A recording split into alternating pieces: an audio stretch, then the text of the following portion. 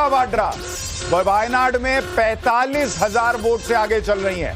तो ये एक और बड़ी खबर है, प्रियंका वाड्रा संसद पहुंच रही हैं और राहुल गांधी के नेतृत्व में कांग्रेस पार्टी जो है वो तीनों जगहों पर प्रदर्शन नहीं कर पा रही। देखिए बोलते बोलते 6-3 हो गया उत्तर प्रदेश में। चलिए बड़ी खबर। लेकिन अब यह बताइए कि अगर प्रियंका वाड्रा संसद पहुंच रही है तहसीन पूनावाला और राहुल गांधी के नेतृत्व में तो जो है सो है ही दिख रहा है, क्या प्रियंका वाड्रा को लीड लेना चाहिए? देखिए अब चुनाव देखते क्या परिणाम आते हैं। दोनों राहुल जी और प्रियंका जी की टीम अच्छी है और दोनों साथ तो अभी उनको आप लोग लाए हैं, पहले लाए नहीं, और दोनों साथ में मिलकर काम करेंगे तो मुझे लगता है देश हित में और कांग्रेस के हित में अच्छा होगा। दोनों को एक साथ मिलकर काम करना चाहिए।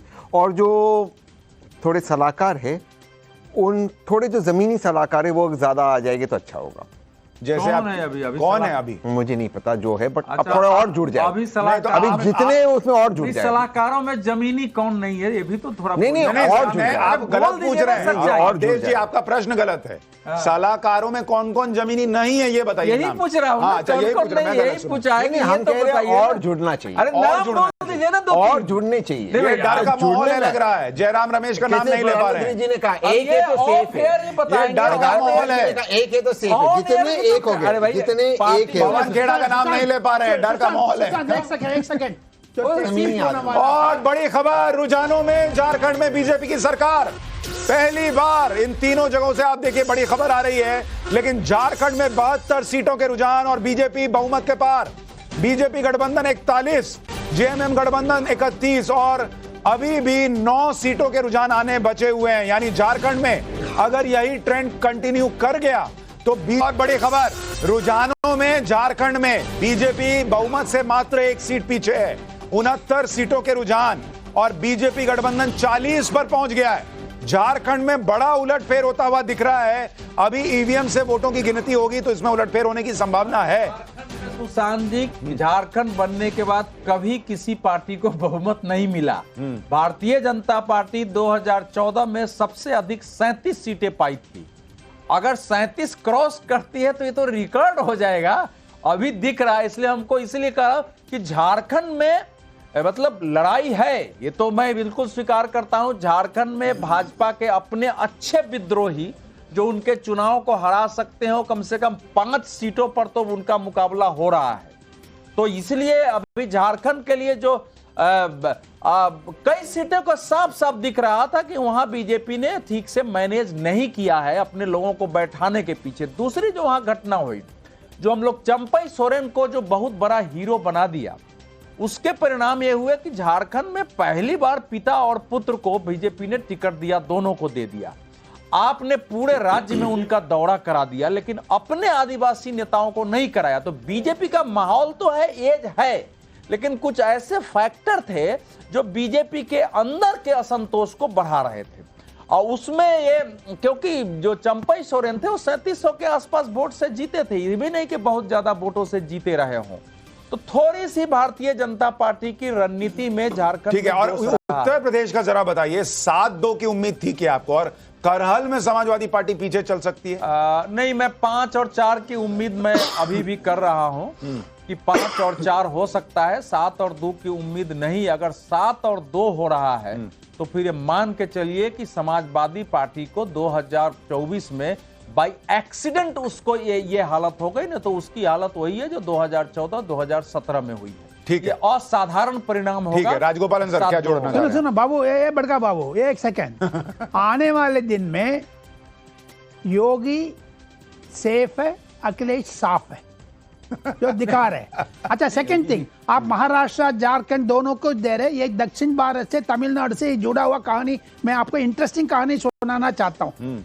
झारखंड में सीपी राधाकृष्णन गवर्नर थे, क्यों उसको जल्दी जल्दी हटा करके नरेंद्र मोदी ने मुंबई भेजा, ये बताइए। उसके लिए कम से कम 1 घंटे में भाषण देने का तैयार हो, क्योंकि नरेंद्र मोदी राधाकृष्णन का जोड़ इतना है, वो ऑर्गेनाइजेशन पर्सन है, गवर्नर रूप में बता, इसीलिए झारखंड जीत रहे बीजेपी, क्योंकि हर डिस्ट्रिक्ट में गया है।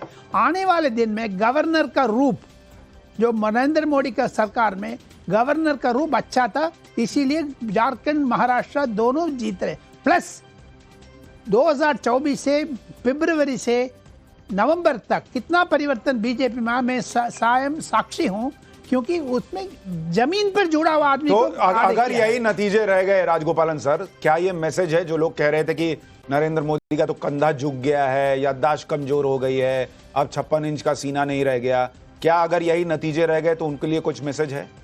मैसेज तो साफ साफ दिखा रहे हैं सुशांत, क्योंकि आने वाले दिन में कांग्रेस को एकदम एक मुसलमान पार्टी हो गया, दूसरी अदानी पार्टी हो गया। उनको नफरत अदानी से, आम जनता से कुछ देना देना नहीं है। वो पैसा नहीं मिल रहा है, अदानी की गाली दे दो, पैसा नहीं मिल रहा है, अदानी की गाली दे दो।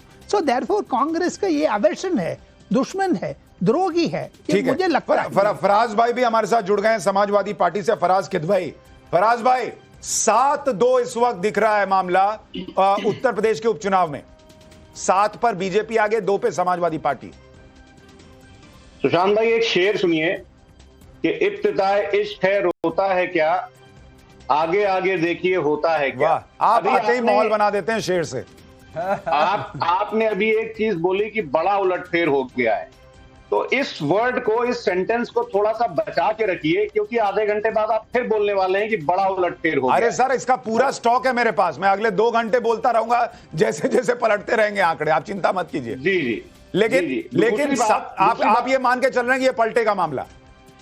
100%। देखिए मैं क्यों बोल रहा हूं, क्यों बोल रहा हूं सुशांत जी, आपके साथ ही मैं चर्चा में 3 दिन पहले था। हाँ, और मैंने तब भी बोला था कि कटेरी हम जीतेंगे, अगर आपको पता नहीं याद है कि हाँ, नहीं? याद है। ठीक है, अभी भी आप हमको दिखा रहे हैं कि हम कटेरी हार रहे हैं, लेकिन अभी भी अगर कटेरी हम हार गए तो हम टीवी पे आना छोड़ देंगे, क्योंकि जिस हिसाब से इलेक्शन उत्तर प्रदेश में हुए। और दूसरी बात, अभी अवधेश जी ने एक बड़ी इंटरेस्टिंग बात कही। अवधेश जी ने बोला कि 5-4 रहेगा। अगर समाजवादी पार्टी, एक तो हम बोल रहे हैं कि कम से कम 6 से 7 के बीच में कहीं हम लोग पहुंचेंगे, लेकिन अगर हम 4 पे भी जीते तो माननीय मुख्यमंत्री जी हटा दिए जाएंगे। क्योंकि 4 पे भी जीते तो मुख्यमंत्री हटा दिए जाएंगे।